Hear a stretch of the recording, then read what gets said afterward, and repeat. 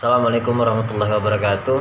Nama saya Ihsan Hidayatullah dan hari ini saya akan menjelaskan definisi peran guru dalam pembelajaran. Peran guru dalam proses pembelajaran sangatlah kompleks karena kenapa? Guru itu tidak sekedar hanya menyampaikan ilmu pengetahuan kepada anak didiknya. Namun, guru itu dituntut untuk memainkan peran yang bertujuan untuk mengembangkan potensi anak didiknya secara optimal. Dalam perumusan peran guru itu dibagi menjadi beberapa bagian. Yang pertama itu adalah guru sebagai korektor. Apa itu? Guru sebagai korektor itu adalah guru sebagai orang yang menilai dan mengoreksi semua hasil belajar, sikap, tingkah laku, dan perbuatan siswa baik di sekolah maupun di luar sekolah. Sehingga pada akhirnya siswa dapat mengetahui kesalahan-kesalahan yang telah dia buat. Lalu yang kedua itu adalah inspirator.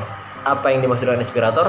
Inspirator adalah guru sebagai orang yang menginspirasi atau memberikan ilham pengetahuan kepada siswa mengenai cara belajar yang baik. Yang ketiga, sebagai orang informator, guru sebagai seorang informator. Sebagai informator, guru harus dapat memberikan informasi yang baik dan efektif mengenai materi pembelajaran yang telah diprogramkan dalam kurikulum, serta informasi mengenai perkembangan ilmu, pengetahuan, dan teknologi. Selanjutnya itu yang keempat adalah organisator. Guru sebagai orang yang mengorganisir.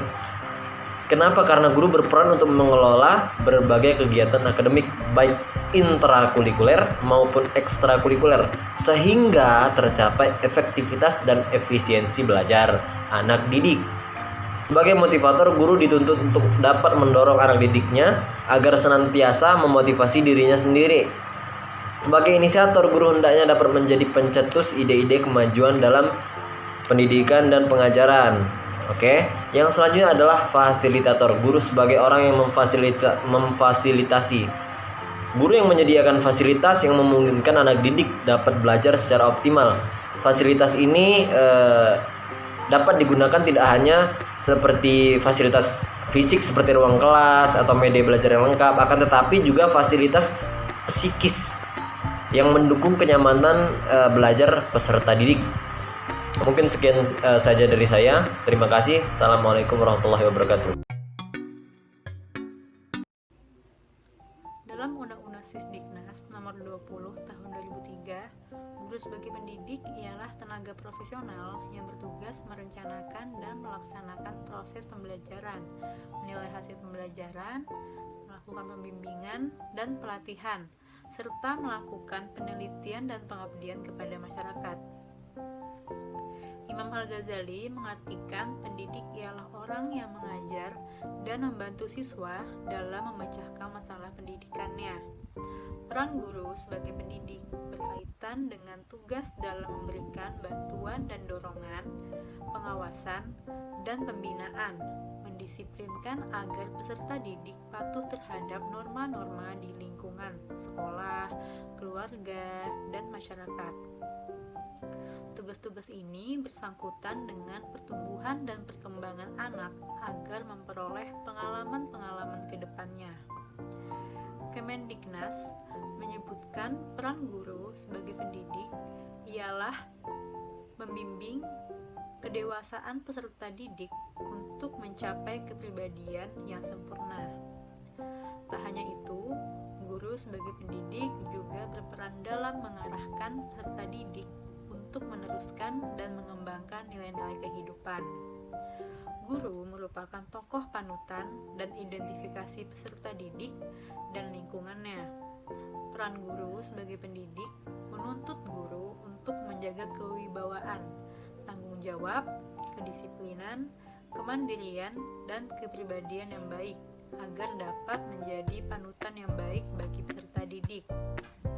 Guru juga berperan penting untuk memberikan nasihat kepada peserta didik dan berkewajiban menghargai pendapat setiap peserta didik.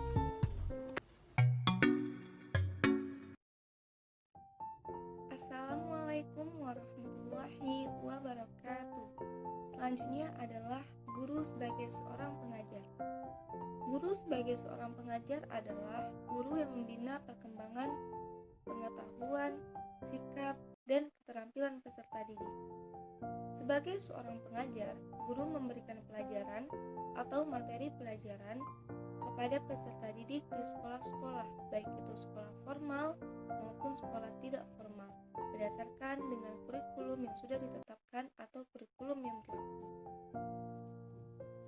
Sebagai seorang pengajar, guru harus bertanggung jawab dengan apa yang ia ajarkan terhadap peserta didik.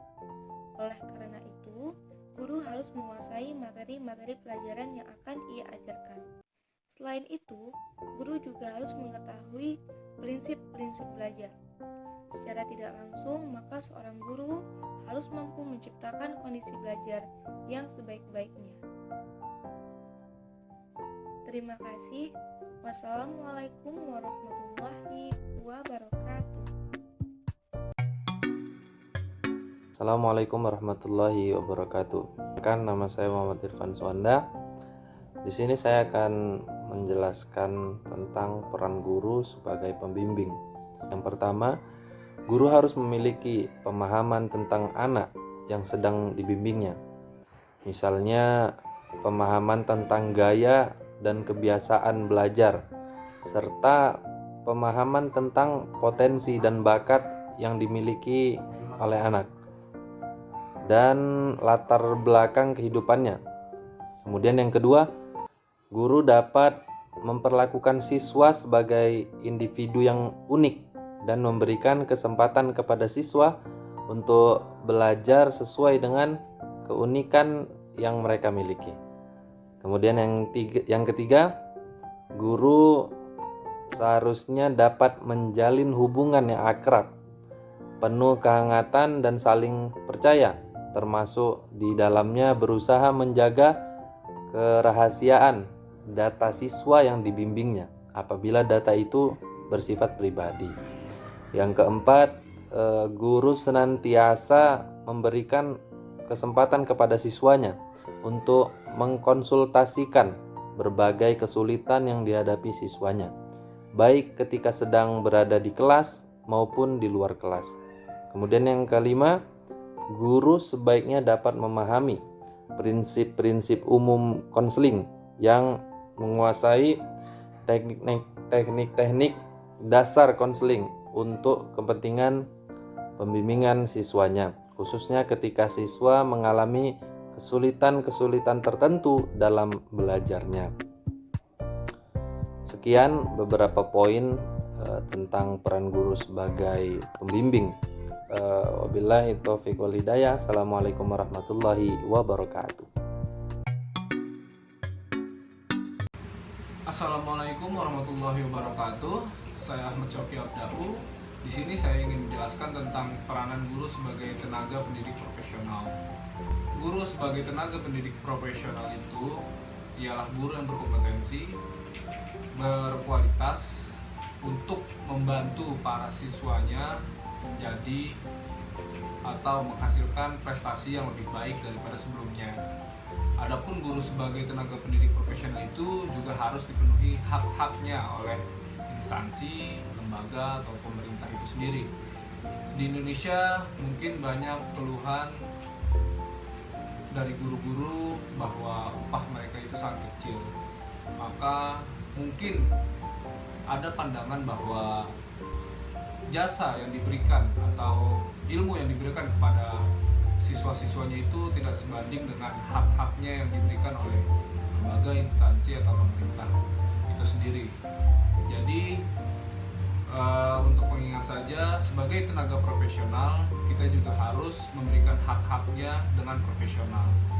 Guru yang profesional itu sangat berpengaruh karena akan membuat atau meningkatkan prestasi-prestasi para siswa yang diajar oleh guru tersebut.